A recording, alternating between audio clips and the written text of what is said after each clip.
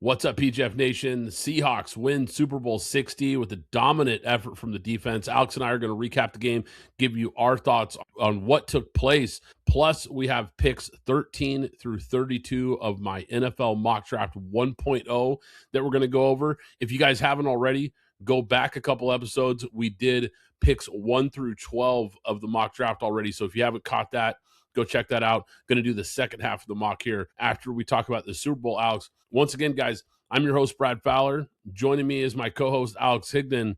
Alex, what's going on? Hey man, what's up? I guess I don't want to say electrifying Super Bowl, but we had a Super Bowl. I know it's exciting for those of us who love, football, but some people want to talk about the halftime show or whatever happened in the beginning of the show. But nonetheless, we had a halftime show. 29-13, Seattle defeat the New England Patriots. Yeah, I mean, look, this was a dominant game by Seattle. There's no way around it. Is this going to be remembered as one of the great Super Bowls? Probably not. But I will say these were two really great defenses, that's for sure. And I think sometimes in this modern fantasy football culture that we live in, people get too hung up on touchdowns and points and can't appreciate a game like this. I know I can. I know you can, Alex. Appreciate seeing what we saw because there was some star power on the defensive side of the ball on both sides. And these rosters had a lot of talent, and this Seahawks roster, because I want to start with them, of course, because they go home with the trophy here. I don't know if, nationally, GM John Schneider gets enough credit for what he's done there.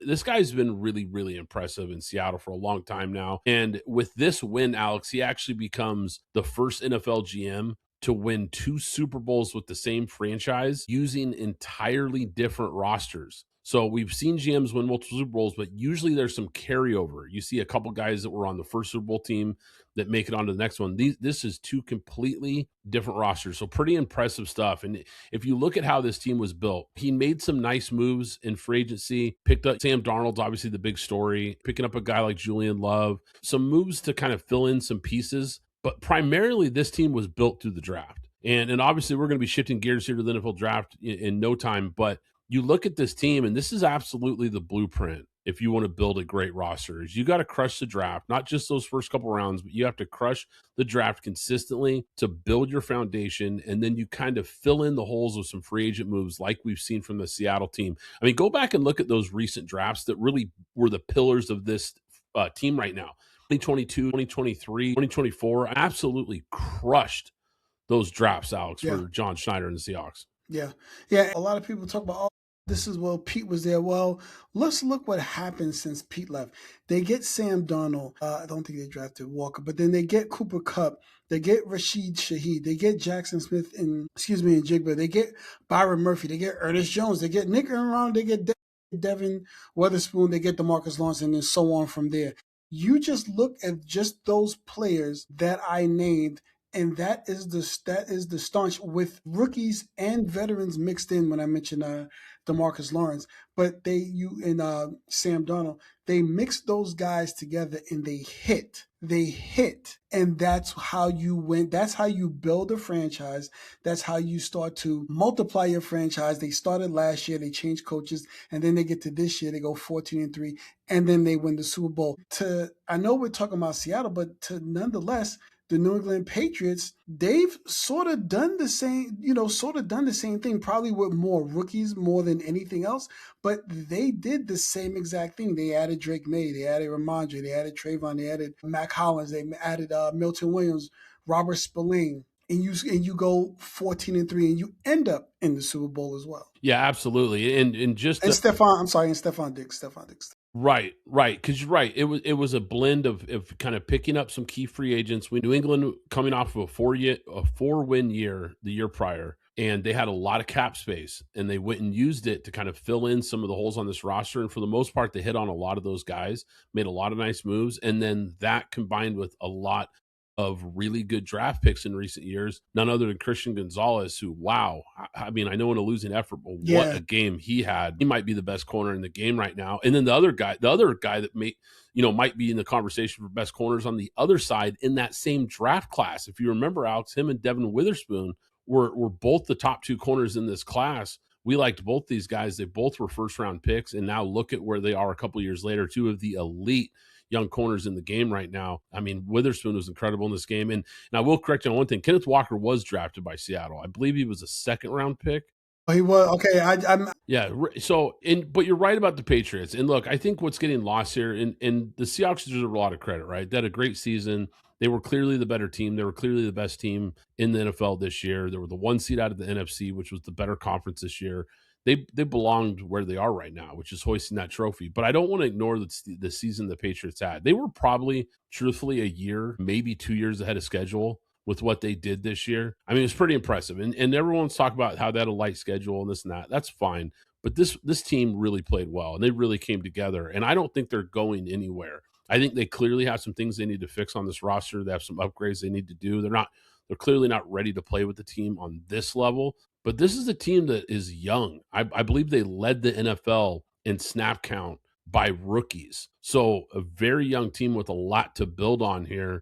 No shame in losing to the Seattle team. I think, unfortunately for us fans, I think the real Super Bowl was actually played in the NFC Championship game a couple weeks ago. Yeah. I think those were the two best teams, kind of looking back here now. And they're the early co-favorites to win the Super Bowl next year. Looking at the Seahawks, dominant defensive effort.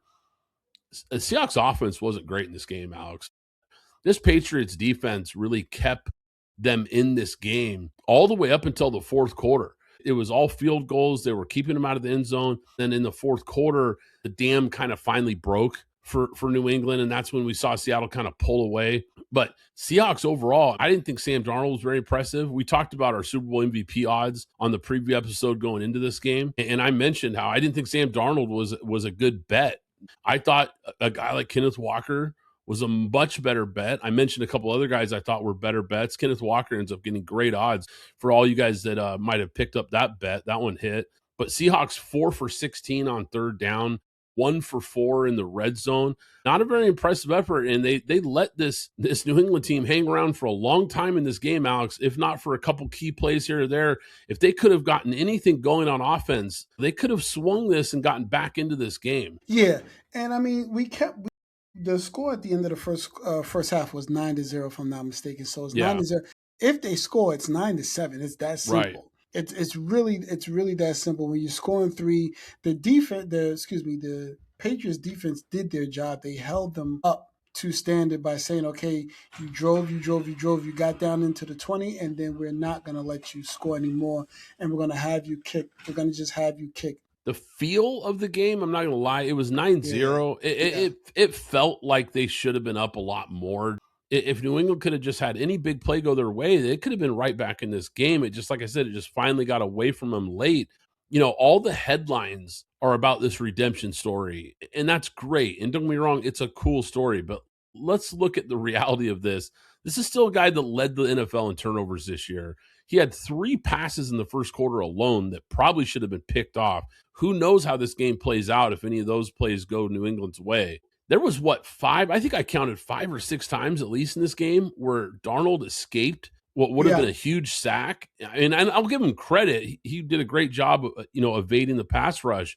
But, man, there was a lot of times where it looked like New England was going to make a big play and get off the field, and Darnold somehow escapes. I also thought just the tackling overall from New England just wasn't very good. I mean, how many times in this game did it look like it should have been a 2-yard loss and it turns into a 6-yard gain because the guy misses a tackle on the outside, especially on those runs we saw from Kenneth Walker? I want to get your thoughts here on what we saw from the Patriots game plan. I actually think a big loser for this game is Josh McDaniels. Yeah. I thought he had a really bad night, Alex. Right. So there's 2 things I want to say on Josh McDaniels. We can call it a bad game, but was it a bad game, or was it that Drake Maye wasn't doing what he normally he wasn't finding the plays that were open? Now, I will say, watching on some of those third down plays, I said the routes are too long. You've got to go shorter than the first down marker, and then make a quick pass, and hopefully the receiver can make the first down. They make him miss a tackle, because one of the things that he wasn't doing was that he was allowing too much time for the defense to get to Drake Maye. Now, I will say that, so he is a loser there, but a lot of it was, I'm not sure if Drake Maye was seeing everything, and I didn't get to look at the All-22 yet, but from what I saw, their routes were too long, and I felt that they should have shortened up the routes. They should have done a lot of what I saw from Clint Kubiak's standpoint. They shortened the routes. They ran the ball. Ramondre Stevenson only ran the ball 7 times. Travion Henderson only ran the ball 6 times. That is 13. That's 13 carries. Kenneth Walker ran it 27 times by himself. So it doesn't matter if they weren't getting the yards. The game was still within that clutch that you still should have been running the ball a lot more. Where Drake Maye ended up having the most yards in 37, Ramondre with 23, and I believe Travion Henderson only had 19. Travion Henderson is a guy that you have to keep getting at least 10 to 12 runs, because one of those runs, he breaks one. So 6 runs is not enough for him to go forward in that game. So you know what? I go back on that. Yeah, I have to look at Josh McDaniels. It is more Josh McDaniels' fault just based upon what I thought. And there's multiple things here. I didn't think their game plan was very good. Now, no, don't get me wrong. I don't want to make this sound like Seattle's defense wasn't lights out. Right. They were, and I know it's hard to call a game when you're going up against a defense like this. However, I didn't think the play calling was very good at all from them, and the lack of adjustments once they started getting behind the sticks was even more alarming. Your left side, the 2 rookies are getting beat like a drum. And we talked about this going into the game. Was the first thing we talked about in the preview episode, Alex, was the Patriots O-line versus that D-line. That had to be the biggest mismatch. Everyone talked about it going into this game. That was what everyone was circling here, and why Seattle was the big favorite, because that was the mismatch. So if we know it, they know it. And I don't remember much 12 personnel at all. Right. I don't remember 21 personnel at all. If you bring in 12 personnel, now you've got some tight ends to help those tackles. 21 personnel, you could have had 2 backs in the backfield for some pass protection. They didn't go to that at all in this game. There was only a couple times. I only counted a handful of times that they brought in the 6th offensive lineman. I expected to see that a lot more in this game. They didn't. I talked about it in the preview, Alex. I expected a lot of screen plays to try to offset that aggressive pass rush. Nope. I expected Drake Maye to be much more of a threat running the ball. Nope. I expected them to move the pocket and kind of get him away from the rush, utilize Maye's legs, not just as a runner, but just getting him on the move, right? Getting him on some rollouts, on some bootlegs, some things where you can get him moving and kind of get him away. Nope. Didn't see that either. To your point, Alex, way too much straight drop back passing. Yeah. Not enough run game, not enough balance. I saw very few chip blocks from the backs. I mean, help this young guy out. He's getting killed back there. And I just didn't see the adjustments at all. I understand that you come in with a game plan. For one, I didn't think it was a good game plan from the get-go, but then they just stuck with it. And it didn't make sense to me. Help this guy out.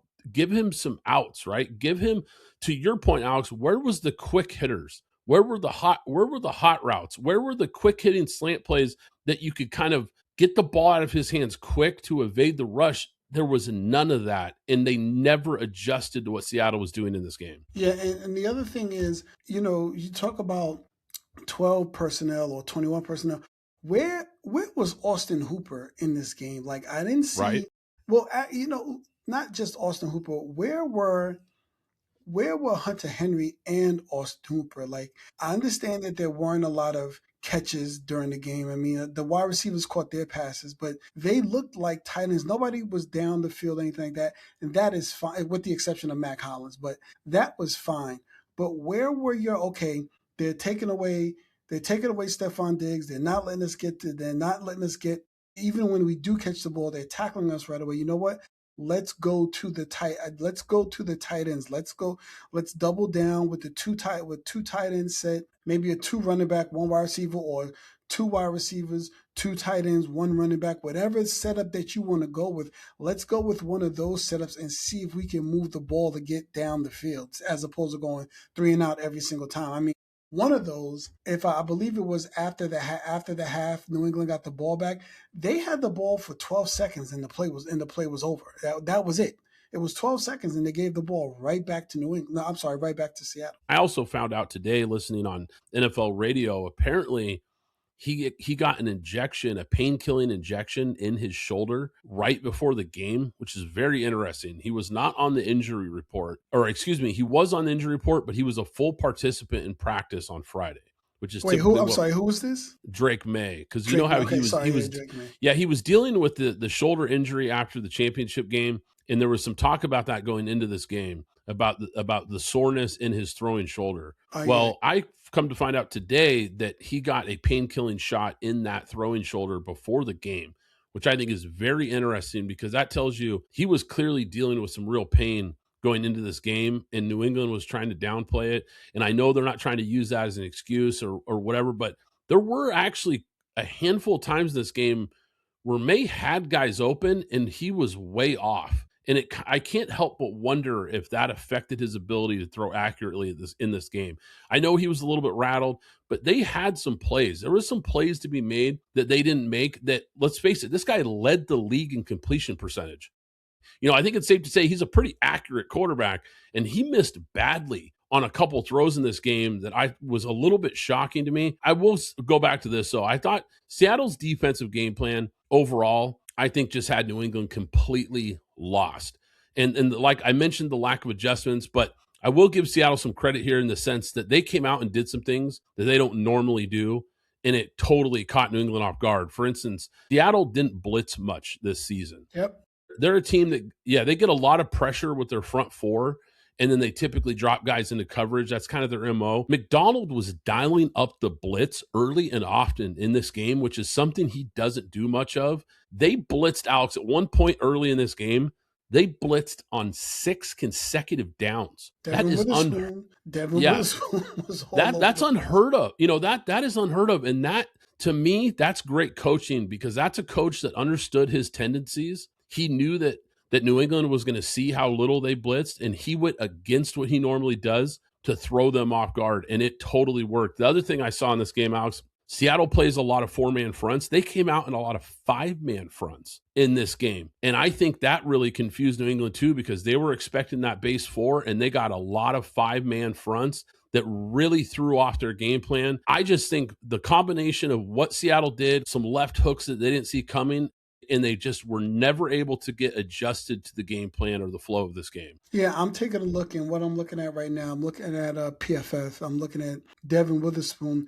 Devin Witherspoon, in terms of pressures, he had the most pressures this game. He had the most sacks this game. He had the most QB hits he had the most QB hits this game as well. So Devin Witherspoon, whether you want to look at his lineup, and if you didn't watch the game, you didn't see a lot of what he was doing. That's not to take away from anybody else on that Seattle defense, but he was blitzing all over the place. Like every single time you look, it was him in the back. Yeah, I heard an interesting interview with him after the Super Bowl. They asked him about how he was utilized in this game, and a lot on the edge and as a blitzer, which is something they didn't do a lot of in the regular season. He said when they went back and watched the tape, their coaching staff had noticed that they were giving some tells with their pass sets pre-snap. And the Seattle coaching staff alerted them to that if you see these sets, we're going to bring pressure. And it worked perfectly. And a lot of it comes back to Will Campbell, unfortunately. And look, I hate to beat up on this guy, but look, we've got to face the facts here, Alex. I think it's safe to say Will Campbell is not a left tackle in this league. I'm sorry, he's not. And I'm not, I know it's easy to pick on a guy after he has a bad game and a big moment. And I know these games get magnified because of how big this game was, but he gave up 14 pressures in this game, Alex. 14 pressures. He got, and look, that's just to put that in perspective. That's the most pressures any offensive lineman in the NFL gave up in any single game this season. Yeah, by far. Yeah, I mean, absolutely got destroyed. And here's the thing, and once again, I know it gets magnified in the Super Bowl, but this guy got destroyed all throughout the playoffs. He struggled. He just wasn't very good throughout the season. He wasn't good in the regular season. He collapsed in the playoffs versus some of these really good defenses. He's not strong enough. He's got short arms, which we talked about during the combine. Defenders, and people talk about, what is the short arm thing? What is that?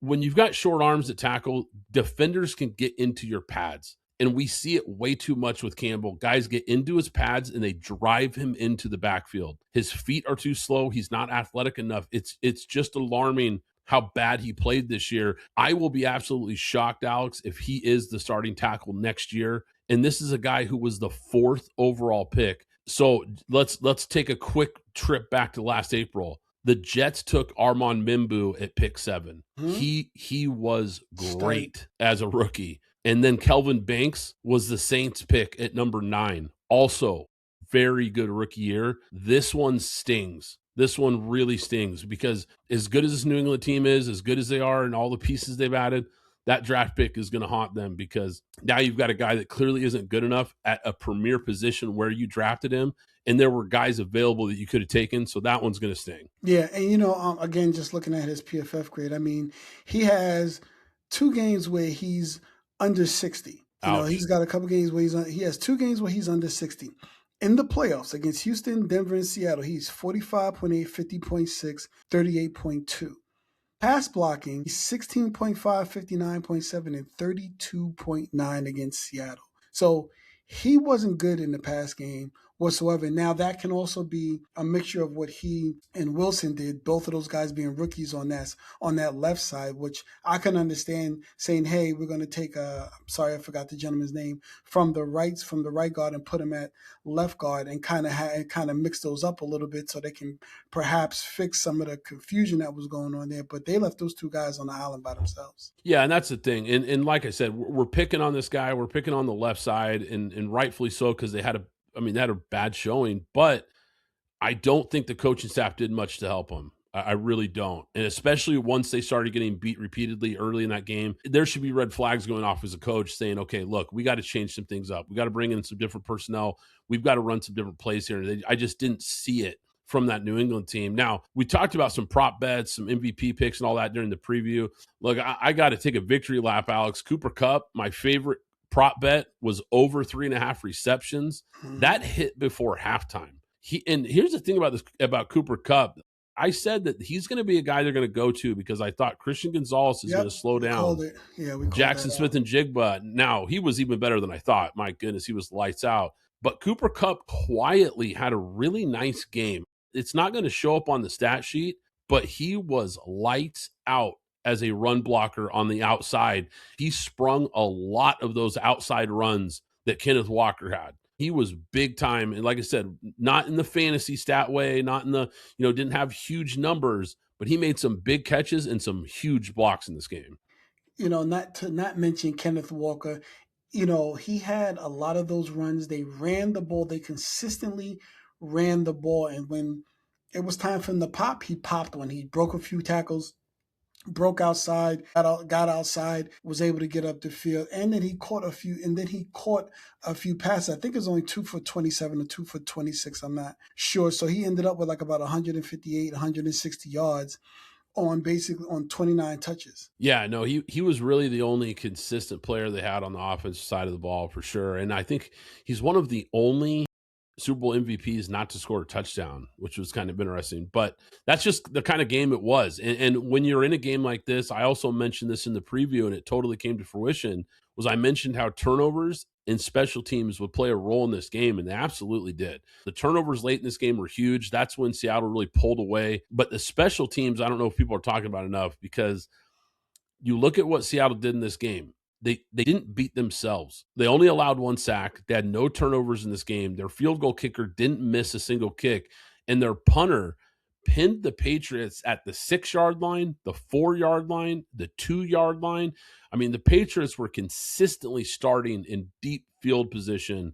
And the Seahawks won that battle on the special team side of this game too. Yeah, and that was something that you had to look at as well. I mean, Michael Dixon for them had 7 punts, and then Bryce Baringer had 8 punts for the Patriots. Bryce Baringer had 4 inside the 20 for the Patriots, and Michael Dixon had 3. So they basically evened each other up. And now, of course, what the Seahawks did to the Patriots, and then with the Patriots not being able to move the ball, was a bigger impact because they were never able to get out of some of those. But there was a lot of punting in this game. I think both punters, if I'm not mistaken, were both over 350 yards punting. Yeah, it was nice to see a game where guys aren't going for it on 4th down, play the field position battles, kind of a throwback football game for a lot of people. And I know a lot of the new school fantasy football guys didn't love this type of game, but I appreciated the chess match that we saw on Sunday. Any final thoughts on this game, Alex, before we put a bow on the Super Bowl? You know what? Let's just have a little bit of fun and talk about the halftime show. Now, listen, I understood what the halftime show was. There was nothing in English except for Lady Gaga, but I didn't understand anything. The beats were great. The beats I understood, but I didn't understand anything until he got to the end. So I'm wondering, and I guess we'll have to take a look at some point to see what the halftime show ranked with everybody looking at the halftime show. Yeah, I'm going to be honest. I wasn't familiar with his work. It's not somebody that I listen to. I don't speak Spanish, so I didn't know what he was saying. I didn't understand the lyrics, obviously. I know he's a big name in the music industry. I know you have a music background, Alex, of course, with your time working in music and at multiple major record labels and with a lot of different artists. I know he is a big draw, and I know that he was a big name for this event. I probably didn't enjoy it as much as I should because, like I said, it's just not my cup of tea. I don't Right. I don't listen to Spanish music, but I think it was pretty obvious what it meant to the NFL as far as being able to grab a demographic that they normally wouldn't have had for this game. Now, I'm not saying Spanish speakers don't watch Yeah, football. absolutely. Of course, Absolutely. of course they do, but I think it's safe to say that this had a lot more to do with the NFL trying to pull in a demographic of people that normally might not watch this game Right. and trying to get them to tune in, which from that standpoint was probably a wild success. Yeah. Yeah, and then you got and then that with the build up to what's happening with the World Cup going to be played in LA, even though it was in San Francisco, but still going to be played in California. And then California in itself being right there next to Mexico, you had a lot of people. There were people, Jessica Alba, Cardi B, a couple other people were dancing there at the bottom. So, I think to from uh larger scale standpoint, I think the show was great. I'm gonna, omit myself and how I felt about it. I'm just talking about the show overall. I thought the show was a great show and that it will do some things that we should eventually see in the NFL, especially with how they're branching out the game and they're going into foreign territories. Yeah, I've already heard next year they're going to have even more international games. There's going to be a game again in Mexico City next season. We haven't had a Mexico City game for a couple years, so they're bringing a game back there. I believe there's going to be another game in Brazil, and then of course multiple games over in Europe as well, like they've been doing for several years. But they keep expanding it. They keep expanding it, and the number of international games gets bigger and bigger. This is clearly an audience that the NFL has targeted now for several years, and I think this was part of that strategy, right? Like I talked about, not just pulling in the Spanish speakers here in the States, but a lot of the international audience as well tuning into this, probably because of that halftime show. So, hats off to them. It's a great marketing strategy, of course. Even if it's not necessarily my music, Mhm. it was a great move by them, I'm sure. And the last thing I'll say on it before we move on to this NFL draft stuff, Alex, and put a bow on this. Did you hear this story about the people in the halftime show actually got married? That wasn't a stunt. Yes, that wasn't a That stunt, and that wasn't a pretty stunt. Yeah, wild. yeah, yeah. And I thought it was. I thought it was real because I was like, wait, this doesn't make any sense that they have a lot, and it wasn't like it was part of it was part of the show a few times. And that's what made me think it would, because I meant to try and follow up on it, but then we got back to the game, so I completely forgot. But watching what they were doing, I said, wait a minute, they did something in the beginning, then they did something again when they got to the top of the stage. I was like, I think that's a real marriage, and I didn't recognize the two people or anything like that. But I was like, I think this is for real. I don't think this is, you know, it's part of the show. I don't think it's just for show. I think this is actually a real marriage. But I did see that. So I wasn't thinking that it was real at all. I mean, obviously, I don't know what the words are in the music, so I had no idea if the lyrics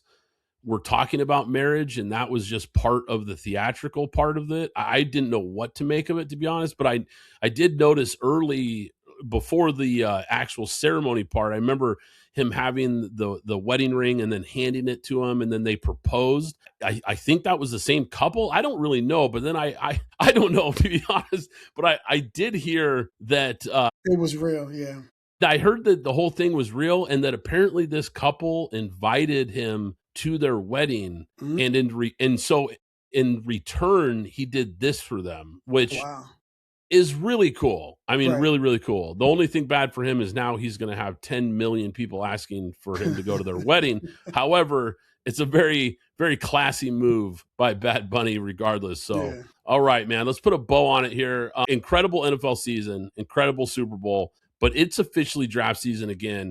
And we've got the NFL Mock Draft 1.0 from yours truly.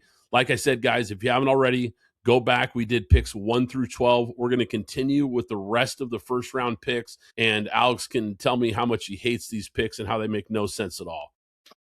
We ended on pick 12 with the Cowboys. So we're going to move on to pick number 13, LA Rams via the Atlanta Falcons with that trade. They're going to take Mekhi Lemon, the wide receiver out of USC. Alex, we're going to have a lot of time to talk about these players as we get further down the draft process, but I'll say this. I love this guy's game, man. Physical, playmaker, wide receiver, yards after the catch monster, a guy who can take a 5-yard catch, turn it into a 12, 15-yard play, big-time football IQ. I just think he is a great fit, especially for the Rams. You've got Puka, but Devontae Adams getting a little older. They could definitely add some more juice in the passing game, and I think he's a great fit and a guy that I really like. Now, look, not the biggest wide receiver, but I'll say this. If you've watched his tape, he plays much bigger than his stature. He is a guy that will high point the football. He will climb the ladder and go get it. So I really like Mekhi Lemon, and I think he'd be a great fit for the Rams at 13. I think it would be a good fit. But I think the real thing here is they need to really address cornerback. Now, I know there's not a lot of cornerbacks based upon how you ran, 1.0, but I think they're going to find a defensive back. I'll just say a defensive back. They're going to define a defensive back somewhere along the line to go after, or they're going to move out. But more importantly, not the Rams, but Atlanta. And just a real quick sidebar. What happened with James Pierce being arrested? Everything going on with Rakia Jackson from the WNBA and her trying to get away and him running and hitting a car, having an accident with a car and the police chasing him. Atlanta's got a lot of questions to answer from the guy that led them in sacks this year. A guy we saw that they traded back into the first round for, that they gave up to the Rams, which is how the Rams got this pick. But the Rams getting this pick and then them trading back up to get James Pierce. And what is the James Pierce story now going forward? Yeah, it's a great point because, like I mentioned, like you said, they acquired this pick from Atlanta with that James Pierce trade, and boy, that's some pretty bad headlines coming out for this rookie. And I'll say this: look, we both liked James Pierce as a player when we did our draft evaluations last year. Thought he was a guy who clearly had a lot of talent. However, he was a guy that was sliding on draft boards for a reason. And we talked about it and we've mentioned it multiple times on this show. This is why guys with off the field red flags will fall down draft boards more often than not. Because with guys like this, you just don't always know if it's going to carry over in the NFL. Are they going to get it together or are they going to be a problem? And now Atlanta has a major problem with this guy going forward. And I love talented players, but give me a locker room guy over a guy who has off-field issues every time. Let's move on here. Pick number 14. Got the Baltimore Ravens. I'm going to struggle with this name. And before the draft season is over, I'm going to try to get this right. But this is the offensive guard out of Penn State. Loaney is his last name, I believe. Ola Viaga. I'm sure I butchered that, and I apologize. Loaney out of Penn State. A lot of people have him as the number one guard in this class. I think he's certainly in the discussion. I'll have my rankings coming out a little bit later. I'll let you know where I've got him. But for this mock, I think he's a guy that could potentially fit here because the Ravens have a serious issue at the guard position. And this would be a guy you could plug and play as a starter here. And at 14, you're getting maybe the best guard in this class at a position of need. So I think it fits for them. This is a big, powerful athlete, quick hands, really versatile as far as being able to play right or left guard, a guy that can really anchor, pass protect. I think he's a guy that has a lot of potential because he's a consistent performer at Penn State. You look at his tape, very consistent game to game. He's good in the run game. He's good in pass protection. Just a very solid pick for the Ravens here at guard. Yeah, you get no argument from me here. I mean, if you watch what they had with Afeni and everything going on, they need to get a guard. Even though a lot of people are going to be due some dues, I think the center is due. The center is due a new deal, and I think the other tackles do a new deal too. But they can stay planted right here with him. Pick number 15. Tampa Bay Buccaneers take a guy who was a breakout player this year, a guy that we talked about in the preseason, Alex, Cassius Howell, the edge out of Texas A&M, a guy that we thought could have a breakout year, and he did, man. And this is a guy that I know he has something that I know you love, and that is a 100-mile-per-hour motor. He never turns it off. I love the effort. I love the energy. 27 career sacks, so he's productive. 35 and a half tackles for a loss, a guy who gets in the backfield and is a disruptor because he's explosive off the edge. He is violent, nasty. I mean, tough dude, just screams Tampa Bay Buccaneers, screams Todd Bowles, his kind of guy. I think he fits the defensive scheme. So Cassius Howell at 15 to the Bucs. Yeah, once again, no pushback from me at all here on 1.0. I'm with you there. All right, let's go to the New York Jets. Now they've got this pick via that trade with Indy, I believe it was part of the Sauce Gardner trade. Sauce Gardner trade.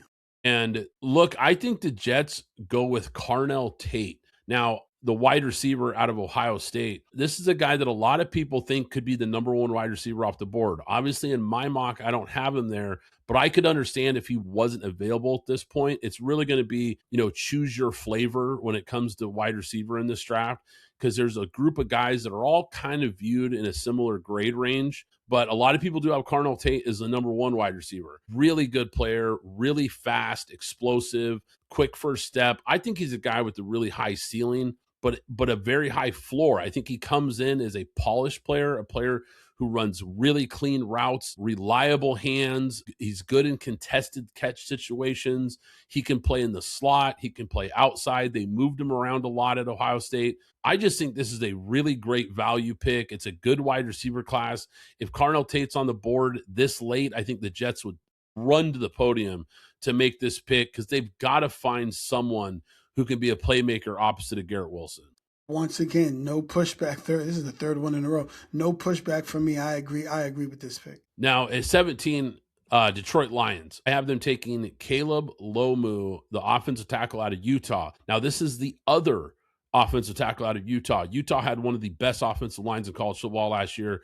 They've got two guys that I think could both go in the first round, and I think this is a fit for the Lions because this is a guy who can protect the quarterback. He's really, really durable. I mean, 800 snaps at left tackle last season. So you want to talk about a guy who fits into the culture of what the Lions are. The Lions want to be a dominant offensive team or offensive line, a physical, tough team.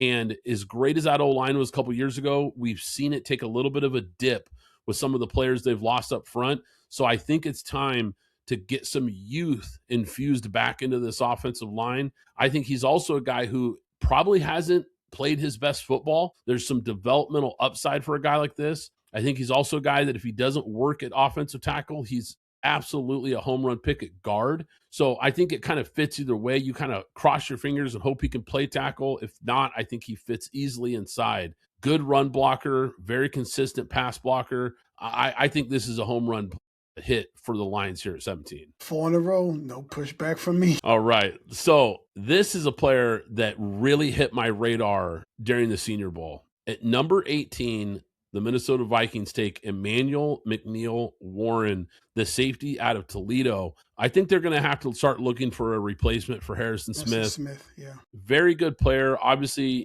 getting towards the end of his career.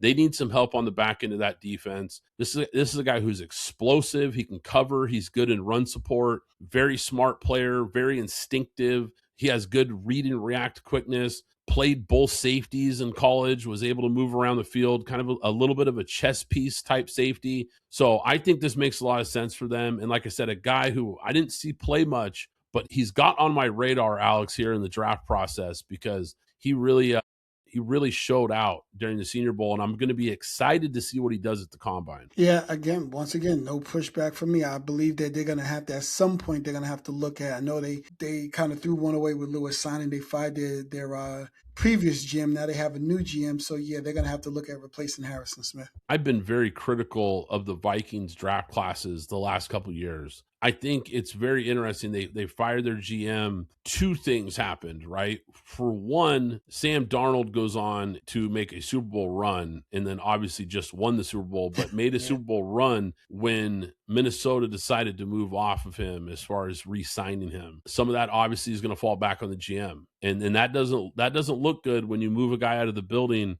for a young guy that hasn't played well, and then the guy you pushed out of the building goes on to win the Super Bowl. That doesn't look good. So we have that, and then we've got the draft right around the corner here. And let's face it, with his draft record, I wouldn't want him anywhere near my draft class either. So right. It was probably one of those things where, like, look, we got to move on before we get any further in the process here, because we need to find out who we like in this class. So very interesting story for Minnesota going in a new direction there at the GM. 19, Carolina Panthers take Jordan Tyson, wide receiver out of Arizona State. Now, I mentioned Mekhi Lemon, I've mentioned Carnell Tate, and I've mentioned Jordan Tyson now. These are kind of the big three as far as the wide receivers in this class. There's some really good players that are going to go after them, but these are kind of the three guys that everyone sees as the top three picks as far as receiver. I think any order could be possible. I think any one of these guys could be the first receiver, second or third. I think you can kind of shuffle them around. But I think Jordan Tyson makes a lot of sense because you pair up a big receiver with another big receiver in Tetero McMillan. Jalen Coker was another receiver, a young receiver they have that looked really good this year. Now you've got a trio of pass catchers for your young quarterback. And the reason that I think Jordan Tyson really works in Carolina, and I think it's also the reason Tetero McMillan worked so well, you've got a small quarterback.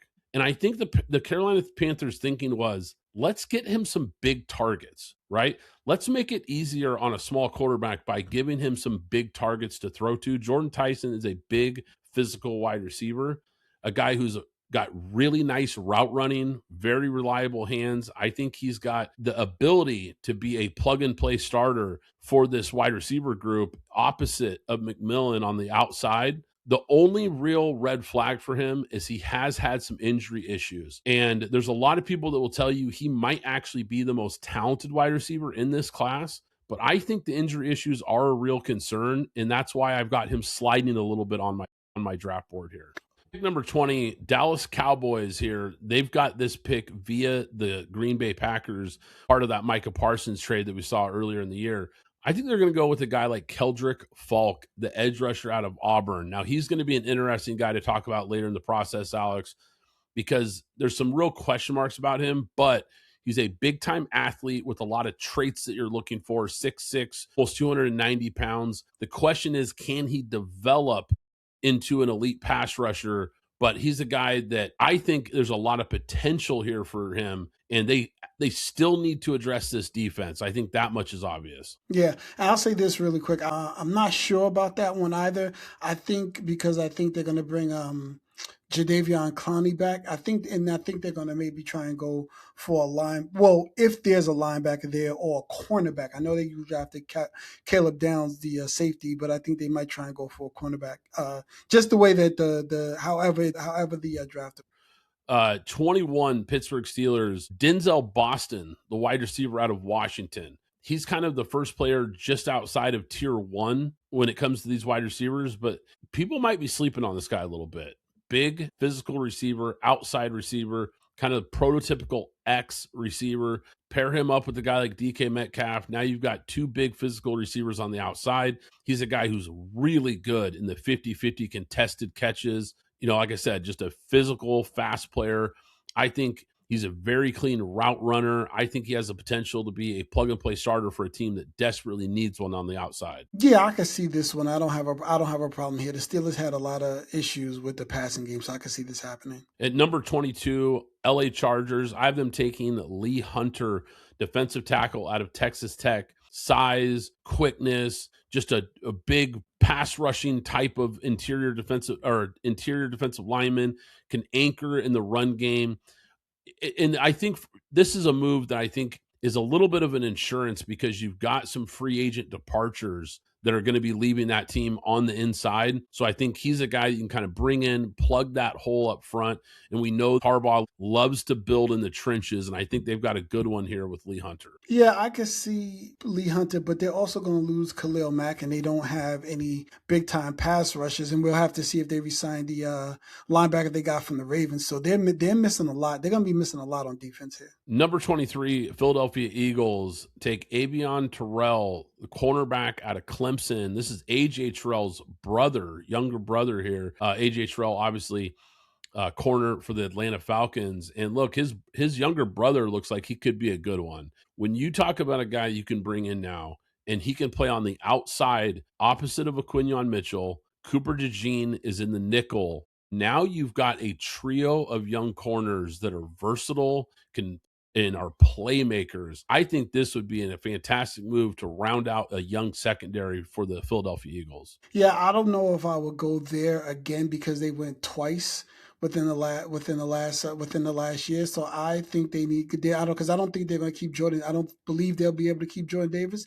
So I would opt in either look at somebody on the defensive line, whether it be the edge or defensive tackle. At 24, Cleveland Browns. This was a trade with Jacksonville from last year. I believe part of the Mason Graham trade that we saw, where they landed Mason Graham and the Jaguars took Travis Hunter. I believe it was part of that trade.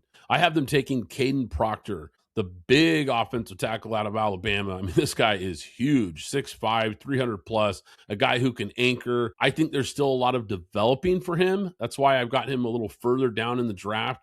But he's a guy who's shown he can protect the quarterback. I think he might move into guard if he can't quite cut it at tackle, but there's a lot of traits. There's a lot of talent here to work with. Yeah, no pushback from me here. I definitely believe that the Browns need to focus on the offense. They got the defense they have under control. At 25, I've got the Chicago Bears taking safety Dylan Thieneman out of Oregon. Versatile safety. A chess piece safety for the Ducks. He played some slot nickel, can play in that big nickel, played strong safety, free safety. I mean, the Ducks really moved him around a lot, and he excelled really anywhere he lined up. Really high football IQ, can read and diagnose offenses quickly, quick read and react. They're going to have to address safety because they've got some expiring contracts on the back end. So I think that's a position that maybe they fill a hole here with a draft pick. No, you get no argument from me there. At 26, Buffalo Bills, I have them taking C.J. Allen, the linebacker out of Georgia. Now, I'm going to circle his name real quick because I forgot when you mentioned linebacker, he could be maybe the guy that you talked about. Who was the Cowboys? Yeah, that could be a spot where with him still on the board, I don't know if he'd go that high, but maybe if they value that position enough, that could be a guy that maybe isn't available here.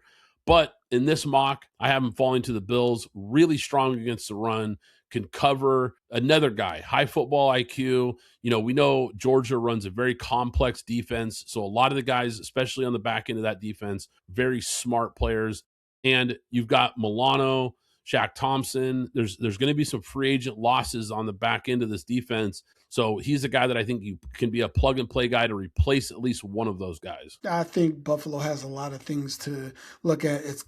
They got to look at wide receiver. They got to look at offensive line, and they have to look at linebackers. So whichever one they go with, just take the best one available. Number 27, 49ers. I have them taking Kenyon Sadiq, the tight end out of Oregon. This is a guy who can play some H-back. He's a flex tight end, kind of your new age flex style tight end. A little bit undersized, but man, is this guy incredibly athletic. This is one of the most athletic tight ends to come out of the draft probably since Kyle Pitts. I mean, off the charts athleticism, and I can't wait to see the show that he's going to put on at the Combine because, quite frankly, Alex, if he does what I think he'll do at the Combine, he's a guy to watch for that could climb draft boards. So he might not even be available at pick 27 after what we see him do there. I mean, very, very fast player. And here's the thing, even though he's not your big typical inline blocker, he's a reliable blocker. He's a very willing and capable blocker. So not just a big play threat as a receiver, but a guy that you can move around. Yeah, I can see that happening. Obviously, with the injury to George Kittle, they're going to be looking for, and then we don't even know about Brandon Ayuk. They're going to be looking for another guy to bring in there, so I can see that happening. At number 28, Houston Texans, I have them taking Monroe Freeling, offensive tackle out of Georgia. This is a guy who's been kind of climbing draft boards recently. He's a young prospect, definitely has not hit his ceiling. A lot of developmental upside, though. He's got all the traits, the size, the length, the quick feet, the things that you look for when you're looking for a tackle in the NFL. I think you pair him up on the other side with Aramonte Irsay. Now you've got two long-term answers potentially at the tackle position for CJ Stroud and try to get him some more protection next year. No argument from me there. The Texans need offensive linemen, period, point blank, end of discussion. Absolutely. At pick 29, I've got the Rams going in a similar direction here, taking Blake Miller, the offensive tackle out of Clemson. This guy has a lot of experience, played a lot of ball in the ACC. He's competitive. He's tough, just has a lot of starts under his belt, 54 college starts. So you're talking about a guy who's really polished and ready to play. And for a Rams team that is still in this Super Bowl window, I think they're looking for plug and play starters over developmental guys right now. Yeah, they'll be looking for another guy there unless they can perhaps find somebody in the defense, but I'm not mad at that pick at all. Pick number 30, Denver Broncos. I have them taking defensive tackle Peter Woods out of Clemson. Man, this was a guy who kind of disappointed this year considering the expectations we had for him coming into the season, but the tape still has a lot to like. Quick first step. He's a guy who can push the pocket. He's a versatile defensive tackle, can play the run, can push the pocket, can get pressure on the quarterback. He's a guy who can anchor against the run. I like this pick for the Broncos because this is just a guy who I think comes in on another team that's looking to make the next step, right? A team that was very close, knocking on the door of a Super Bowl appearance. They're looking for guys that can be impact players early, and I think Peter Woods could be. If they don't get him, they better get a wide receiver. Yeah, that's for sure. And I think they'll address it either way at some point in this draft. At pick 31, New England Patriots, I have them taking Akeem Messidor, the edge defender out of Miami. Obviously, the guy who played opposite of Ruben Bain, explosive, really athletic, big-time production. Not sure he's played his best football yet as well. So I think there's definitely some developmental upside with this guy. And we saw what him and Bain did in that national title game. That kind of resonates, right? Like you look at the run they had, that Miami team making it all the way to title. He was a big part of it, a consistent disruptor. So I think he's a guy that the Patriots could add some more juice to that D-line with. Yeah, and I can see that. I can see that as well. So I have no pushback there. And then number 32, the Super Bowl champs, the Seattle Seahawks. I have them taking Brandon Sissy, the cornerback out of South Carolina. We've talked about South Carolina. These guys are just producing NFL talent, even though it doesn't show up in the win-loss column for them. And look, this is a team that just took Nick Amanawari out of South Carolina, the safety who already looks like one of the best defensive players in the NFL. I think they go back to South Carolina here with another corner, add some more depth to that secondary. Fast, can play inside, can play outside. And, I think there's going to be maybe a free agent void here. Woolen, I think, could be moving on. So, maybe you fill that hole with him. I just think there's a lot of upside for him. And a guy who I think could be a long-term starter opposite of Devin Witherspoon. Yeah, I can say that as well because I believe with them losing Tariq Woolen, they're going to need another guy to come in there because they put Devin Witherspoon all over the place, mainly in the slot. So you're going to need a guy on the outside. So I can see that as well. All right, guys, that is going to do it for today's episode. Hope you enjoyed it, PGF Nation. Do us a favor, hit that like button, hit that subscribe button so you don't miss out on any future episodes. We've got more NFL draft coverage coming. Probably another mock draft, player rankings, big board, you name it. It's going to be a lot of fun, so stick with us. Once again, I'm Brad Fowler. He's Alex Higdon. This is Pint Glass Football, and we'll catch you next time.